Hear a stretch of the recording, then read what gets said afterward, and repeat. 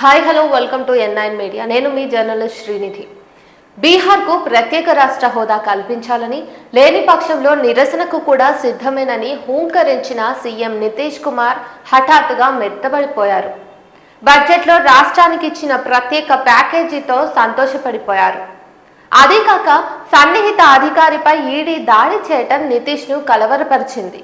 తనను కూడా జైలుకు పంపిస్తారేమోనని ఆయన భయపడిపోయారు. చివరికి బీజేపీ నుంచి వచ్చిన ఒత్తిడులకు తలవంచి హోదా డిమాండ్ పక్కన పెట్టేసి ప్యాకేజీతో సరిపెట్టుకున్నారు. లోక్సభలో ఎన్డీఏకు 293 మంది సభ్యుల బలం ఉంది. మ్యాజిక్ ఫిగర్ కు అవసరమైన 272 స్థానాల కంటే ఇది కేవలం 21 స్థానాలు మాత్రమే అధికం.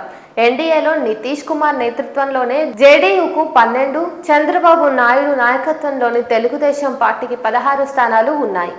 అంటే ఈ రెండు పార్టీలకు కలిసి 28 మంది సభ్యులు ఉన్నారు. కేంద్ర ప్రభుత్వం ప్రవేశపెట్టిన బడ్జెట్లో అత్యంత ముఖ్యమైన విశేషం ఏమిటంటే ఆంధ్రప్రదేశ్, బీహార్ రాష్ట్రాలపై మోదీ ప్రదర్శించిన దయాగుణం. ఈ రెండు రాష్ట్రాలకు పెద్ద ఎత్తున నిధులు అందజేశారు. ఇది ప్రభుత్వాన్ని కాపాడుకునే బడ్జెట్ అని ప్రతిపక్షాలు మండిపడుతుంటే టీడీపీ, జేడీయూ సహా ఎన్డీఏ పక్షాలన్నీ దీనిని విప్లవాత్మక బడ్జెట్ అని కొనియాడాయి.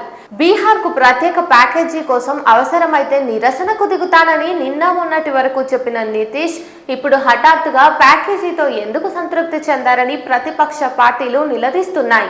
ఆయన బీజేపీ ఒత్తిడికి లొంగిపోయి పనిచేస్తున్నారని, జైలుకు వెళుతానేమోనని భయపడుతున్నారని ఎద్దేవా చేస్తున్నాయి. నితీష్ కు సన్నిహితంగా ఉండే ఓ అధికారిపై ఈడీ దాడి జరిగింది. ఆ తర్వాత ఆయన తీవ్ర ఒత్తిడికి గురయ్యారని ఆర్జేడీ, కాంగ్రెస్, వామపక్ష పార్టీలన్నీ కూడా చెబుతున్నాయి. అందుకే ఆయన ప్రత్యేక హోదా డిమాండ్ నుంచి వెనకడుగు వేశారని, బీజేపీకి లొంగిపోవటం మొదలు పెట్టారని అంటున్నారు. సన్నిహితుడిపై దాడి చేసిన ఈడీ తనపై కూడా నిఘా పెట్టి అలాంటి చర్యకు దిగుతుందేమోనని నితీష్ కుమార్ అనుమానిస్తున్నారు. వాస్తవానికి బీహార్లో ఇంధన శాఖ ముఖ్య కార్యదర్శి సంజీవ్ హన్స్ నివాసాలపై ఈడీ బృందం దాడులు జరిపింది. నితీష్ కుమార్ కు సంజీవ్ హన్స్ సన్నిహిత అధికారి అని చెబుతారు. సంజీవ్ కాకుండా దర్యాప్తు సంస్థ నిఘా నీడలో మరింత మంది అధికారులు కూడా ఉన్నారన్నది ప్రతిపక్షాల ఆరోపణ. ఈ అధికారులతో సంబంధాల విషయంలో నితీష్ ఇప్పుడు ఒత్తిడికి లోనవుతున్నారని ప్రతిపక్షాలు అంటున్నారు. నితీష్ పై కేంద్ర ప్రభుత్వం ఒత్తిడి తెస్తోందని ఆర్జేడీ ఎమ్మెల్యే ముఖేష్ రోషన్ చెప్పారు. నితీష్ ను భయపెట్టేందుకు కేంద్రం సంజీవ్ హన్స్ వంటి అధికారులను లక్ష్యంగా చేసుకుంది. సంజీవ్ పై అనేక ఆరోపణలు ఉన్నాయి. కేంద్రంలో నితీష్ చిచ్చు పెడతారని బీజేపీకి బాగా తెలుసని, సంజీవ్ హన్స్ పై ఈడీ దాడుల నేపథ్యంలో నితీష్ ఇక ఆ పని చేయబోరని కమల దళం అనుకున్నదని ముఖేష్ తెలిపారు. నితీష్ ఏ రోజైతే ప్రత్యేక హోదా డిమాండ్ను ముందుకు తెస్తారో అదే రోజు ఆయనను అరెస్ట్ చేసి జైలుకు పంపుతారని, అందుకే ఆయన వెనుకడుగు వేశారని ముఖేష్ చెప్పారు. కాగా నితీష్ ను బీజేపీ బ్లాక్మెయిల్ చేస్తోందని కాంగ్రెస్ ఎమ్మెల్యే సంజయ్ తివారీ తెలిపారు. సంజయ్ విషయంలో కానీ మరొకరి విషయంలో కానీ ఈడీని ప్రయోగిస్తూ నితీష్ పై ఒత్తిడి కొనసాగించాలన్నదే బీజేపీ ఉద్దేశమని చెప్పారు. బడ్జెట్ తర్వాత కనీస మద్దతు ధరలపై కూడా బాగా చర్చ జరిగింది. అయితే ఈ మద్దతు ధరను రాజకీయాలతో ముడిపెట్టారు.